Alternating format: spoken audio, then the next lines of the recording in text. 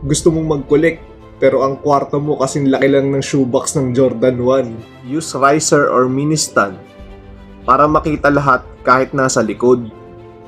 Rotate your display para lagi may bago sa mata. Storage bins under the bed.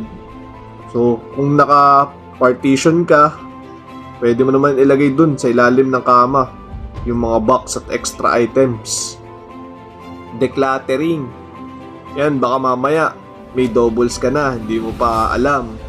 Or, meron kang figure na hindi mo na gusto.